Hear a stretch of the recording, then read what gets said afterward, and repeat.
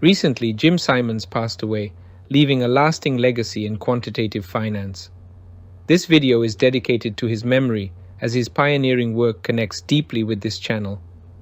3 years ago, I made a video sharing my trading system details, which I began in January 2019. When Gregory Zuckerman's book, The Man Who Solved the Market, came out in November 2019, I found 15 techniques that both Jim Simons and I used to share my picks here. This led me to create that earlier video, which is linked in the details below. We are grateful to Gregory Zuckerman for giving us his time for this interview, where he shares insights into Simon's groundbreaking work and its lasting impact. Now let's explore the amazing contributions of this great man. Welcome, Greg Zuckerman. Thank you very much for your time. Great being here. Jim Simons brought a revolution to quantitative finance. How do you think his pioneering work in the predictive algorithms and machine learning will influence future generations of investors and mathematicians? So Jim broke ground in mathematics and geometry in particular, and he's probably the most important geometer in the last 100 years or so. But in mathematics, he's one of the most important people. So his math continues to have influence. He's being cited in papers and such, so that'll continue. But on Wall Street, he's got an interesting legacy because he didn't set out to be any kind of pioneer. And he was very secretive. His whole firm is about secrecy. So they didn't want to be pioneers in some ways. They didn't want people to follow them. And yet his returns are so good, were so good, that he became something of a model for people. So yeah, if you think about it, he paved the way in Wall Street for the quantitative revolution, but more broadly speaking, in society, he was doing algorithms, he was doing machine learning, AI decades ago. So people are going to look back on him as a true pioneer. Okay, great. And Jim Simons' quantitative finance has been known as very secretive, just like as you alluded to. How did you manage to uncover so much about his inner workings, and what was some of the biggest challenges you faced in getting insiders to talk to you? So it was a nightmare. Jim early on said he wouldn't talk to me. People around him said he wouldn't talk to me. I decided, and maybe it was a fool's errand, but I decided I'm going to write the book anyway. And so I did find that people who worked at the firm at Renaissance decades ago, at the beginning, were open to talking. So that was encouraging for me. And I figured, okay, for at least I know I got some really good stuff about the early days and even the middle part of the tenure of Jim's firm, the life of the firm. And then I figured hopefully he'll come around, and he eventually did. But it was a real challenge to getting them to open up, getting them to share information that they weren't supposed to talk about. So it was a real challenge for me. Despite reliance on mathematical models, Jim Simons also emphasized human talent and collaboration. How did Jim Simons' management style contribute to the firm's success, and what can other leaders learn from his approach to managing, genius? Yeah, so people don't appreciate that aspect of his success. People think of him as a quant, and he is a quant and a mathematician, scientist. But the book, I realized sort of after I finished, it's as much a management book as it is an investing book. Yeah. And yet it is truly about how to manage genius, as you suggest. And the key, I think, is his emphasis on collaboration. And he learned the importance, the value of collaboration in the world of academia when he was a code breaker for the U.S. government going up against the Chinese. Against the Russians. And he brought that to his investment firm. It's very unique. I mean, there are a lot of successful trading firms that I write about at the Wall Street Journal, but no one has the organization that's similar to the one that Jim developed, in that they collaborate, they're open, they each can see the code. Anyone can see the code. It's open code within the firm. It's unheard of in the world of technology, in the world of investing. And that's what made the firm so unique, that people do collaborate and they recruit differently than anyone else, and they recruit types of people, different talent that's different than everybody else. But it's one thing to recruit well; it's another to get people to work together, and that's one of his legacies as well. Jim Simons started his career in academia and, as you just said, code breaking before moving into finance. How did his background in mathematics and government work shape his approach to trading and risk management? Well, Jim saw markets differently because he was a scientist and a mathematician. Most everybody else either saw it as a random walk, you can't really beat the market, don't even try to, was their view, or the way they looked at it was be a long-term investor, talk to management, understand brands, understand products and companies, etc. And Jim didn't. It took him a while, as you read in the book. It took him a while to come to an understanding, but he didn't think there was value in using judgment and intuition. We make too many mistakes. There's this whole field of behavioral economics, which evolved after Jim, and that's the sense that people have. It's that yeah, there's greed, there's fear. We're not rational actors, and Jim sensed that. I don't think he did any work to prove that as an academic, but that was his understanding. And he had the sense from looking at big data sets in other worlds, the world of science and mathematics, he had this sense that there are patterns in markets, and maybe they result from so many irrational actors in the market. But he applied that understanding of other data sets and the understanding that you can, the confidence you can find patterns when they're not readily apparent to markets. So that's kind of why, as a mathematician and a scientist, he thought he could bring something new to the market, to understanding of the market.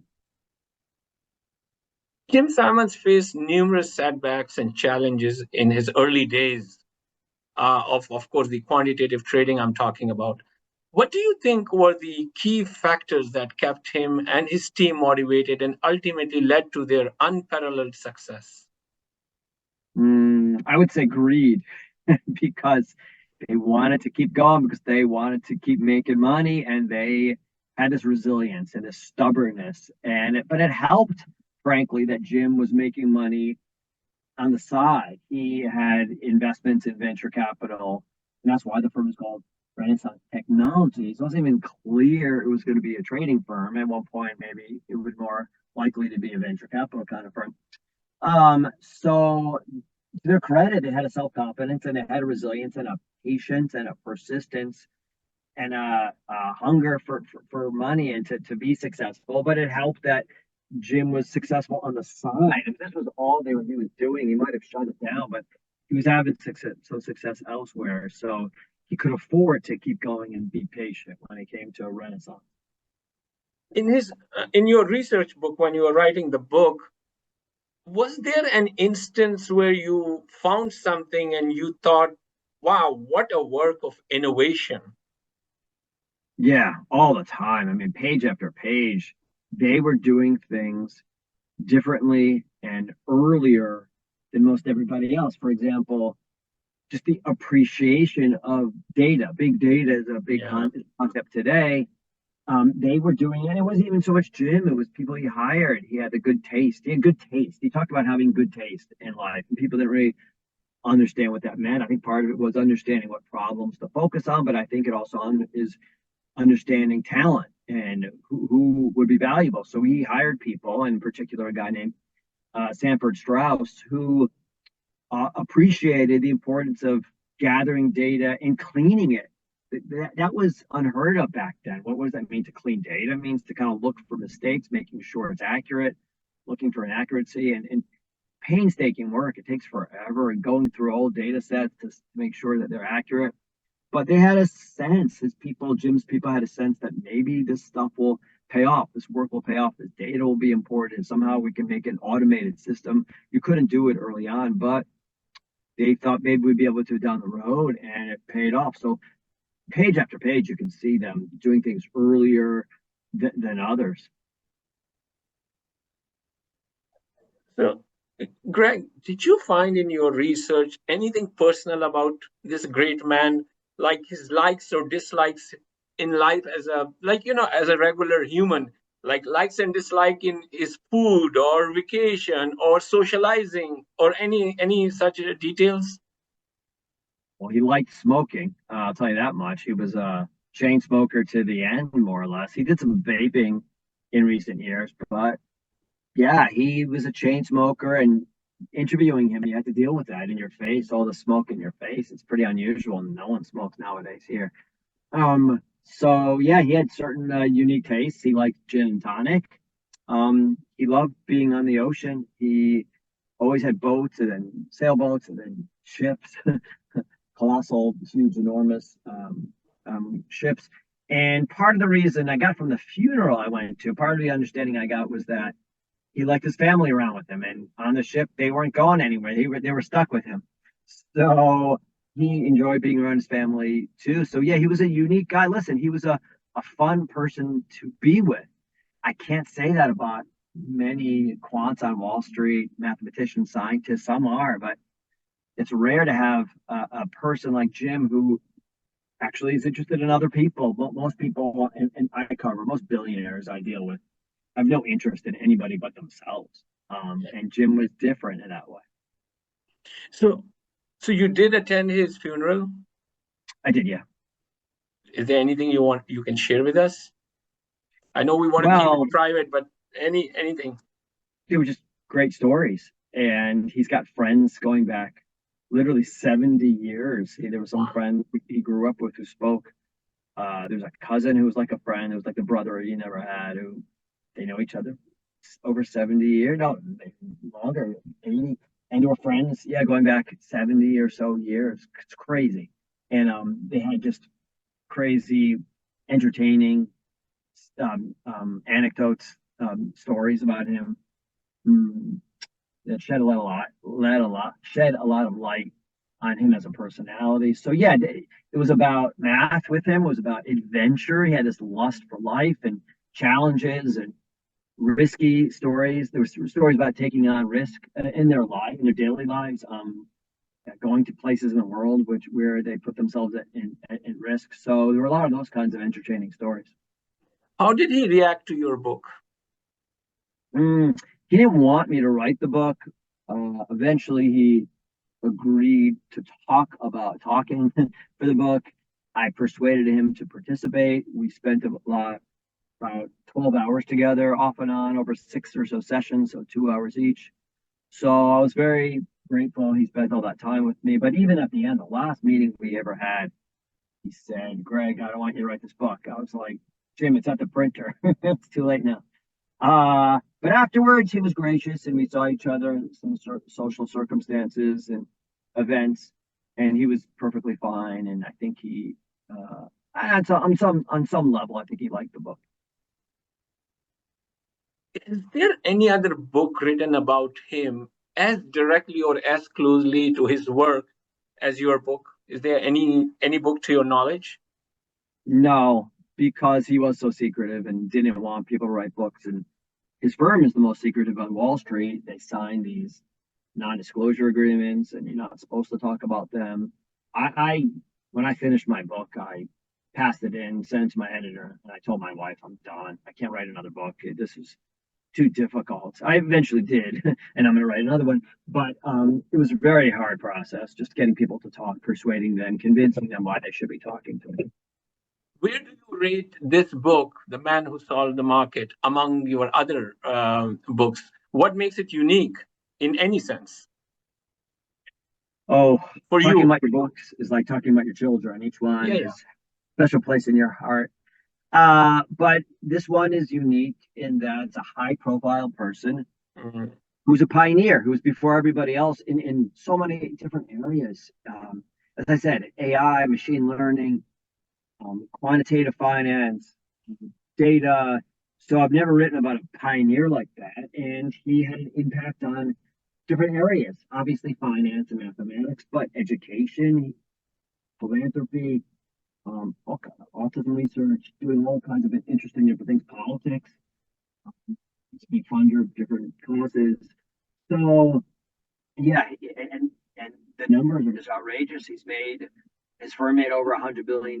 He died worth over $30 billion, even though he gave away $6 billion. So And it was also just a really hard book to write, like I said. So I'll always remember it in that regard too, just for the nightmares and understanding the math. I didn't understand complicated math. Not that my book is full of math, but I had to understand the concepts so I could explain them to readers and what he worked on as an academic, how they applied it at Renaissance. So it was, now you're bringing back a lot of nightmares. You met him multiple times. Is there anything interesting, a story or an incident around those meetings that you can share with us? They're all in the book. People often ask me, what didn't you put in the book? I'm like, kind of everything relevant I put in the book. So I apologize, but yeah, it's pretty much I left everything, as we say here, on the playing field, and whatever good stories. There's no way I was not going to put them in the book. So they're all in the book. And that's fair enough. But when you used to meet with him, how was his like personality or his aura like? Was it like there are some people who have really a lot of charisma when you meet them in person, and some people are really everyday type of people, very humble. How did you find him, his personality? He was friendly, but not chummy. He wasn't kind of guy who you're gonna spend the time schmoozing with. So, and his time was limited. He was already in his 70s and 80s, but he was busy to the end and working on a lot of things. So we were pretty focused when we spoke. But yeah, he has a unique ability to be personable, which is unusual in the world of quantitative finance. So yeah, when you spoke to him, he could laugh, he could smile, he could be self-deprecating to some extent. He had a certain interest in others that was unique, and he smoked a lot. I mean, you can't not. That's distinctive about him. Nowadays, no one smokes anymore, and you had to deal with that when you met with him. So it was 2 hours of cigarette smoke in your face. Did the news of his passing away surprised you? After I just talk about how he was a chain smoker for decades, no. But I mean, I'd heard he was in difficult health in recent months. So I write about him. I know about him. I work for the Wall Street Journal. I wasn't surprised. I'd been waiting for it, frankly. And he was 86, so he lived a full, thank God, long life. And Jim Simons experienced significant personal losses, including the tragic deaths of his sons. How did these personal tragedies affect him and his work? And did they influence his drive and focus in any way? Well, I argue in the book that the reason they started their outside funds, as we call them, funds for outside investors, in addition to their main key medallion one, which is not open to outsiders. So they started these new funds. Much of it, I think, was to be a distraction for Jim after he lost his second son and he needed some new challenge.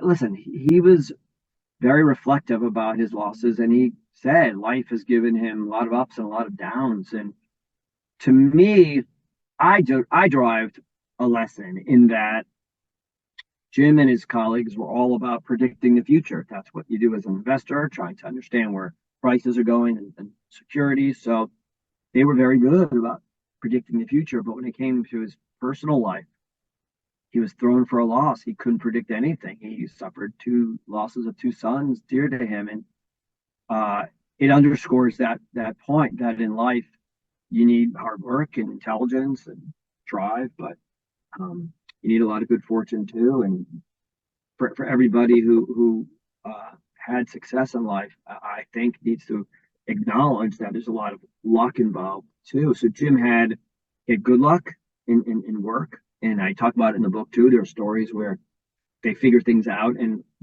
there's good fortune involved. You do need good luck, but he had some bad luck in his personal life. He had some good luck in personal life too, and a happy marriage, his second one for decades, and his children seem to be doing nicely, thank God. But yeah, you need some good luck in life, and he had some bad luck too. Jim Simons believed in the power of mathematical models, but also recognized the importance of human oversight. How did he strike a balance between the automated trading and the human intuition? So I write about the few times when he stepped in and he adjusted the system or interfered with the system. But frankly, over time, they decided to just defer to their system, and that today they don't interfere with it. And I don't want to leave the impression with my book that Jim played around with it. He really didn't usually. Once in a blue moon he did, and that's what I'm right about. It's more dramatic that way. But they learned to hand the decisions over to systems. And I think there's something to be said for that. I'm a big believer that we make mistakes with our intuition and our judgment, overconfidence, thinking we're smarter than we are. And it's true, like things like self-driving cars too. I think at some point we hand the reins over to systems. They're not foolproof, but they're pretty good. Jim Simons and his team have repeatedly demonstrated that markets are not entirely efficient. In your research, what did you discover about their views on market inefficiencies and the opportunities they present? Yeah, so his success is a testament to the inefficiencies of markets. They made over $100 billion due to these inefficiencies. But I also don't think the reader comes away from my book thinking that they should try to do what he did or try to beat the market, or that it can be beaten. Yeah, it can be beaten, but he also has the resources and the intelligence and the talents around him that you and I don't have. And they didn't get it right more than 51% of the time. They just traded a lot. They knew when to leverage up. They're a little bit like the casino, which doesn't succeed all the time, but just over 50% of the time, but they trade a lot. Same kind of thing with Renaissance. They're not high frequency, they're medium frequency, so they're not trading every split second kind of thing, but their holding period is pretty short. So yeah, the market can be beaten, but it's really hard. My final question would be is, with the advancements in AI and big data, how do you see the field of quantitative trading evolving in the next few decades? It's a good question. And then you could also ask, will a firm like Renaissance at some point slow down, and can they compete with AI and these new kind of approaches? So far, we haven't seen really good AI driven investing systems on Wall Street approaches. I keep waiting for them. I think it may happen. It probably will happen. So every firm is trying to figure out how to use AI in their trading and their investing. Maybe it's just execution. In other words, you come up with the ideas more or less on your own, and then you execute them. You place the trades through your systems. The Renaissance guys will argue that it should be man plus machine, or maybe machine plus man, but there's still a role for man or women. So for now, there still seems to be, but down the road, it's hard to tell. So those were the questions we had. Do you have any parting thoughts about the great man? Of course, we covered a lot, and thank you very much for your time. I know you're very, very busy. We really appreciate you taking some time out of your busy schedule. Any parting thoughts about the great man? Yeah, so I guess my last thought is just how unique he was. He could do both the math and the science and the quantitative finance, but he also could have a drink with you and a smoke and understand motivations, and that helped him recruit. That helped him identify talent. That was the other side of the equation. So it's rare to be able to do both sides, the human side and the non-human side, the quantitative side, the math side, the science side. So I don't know if we'll find somebody like him. I assume we will. There are versions of Jim Simons on Wall Street and other industries that can do both, but to do them as well as he did, it's rare. So I think we'll look back and cherish that about Jim. Okay, great. Thank you very much. Sure. Stay well, everybody. Okay, thanks.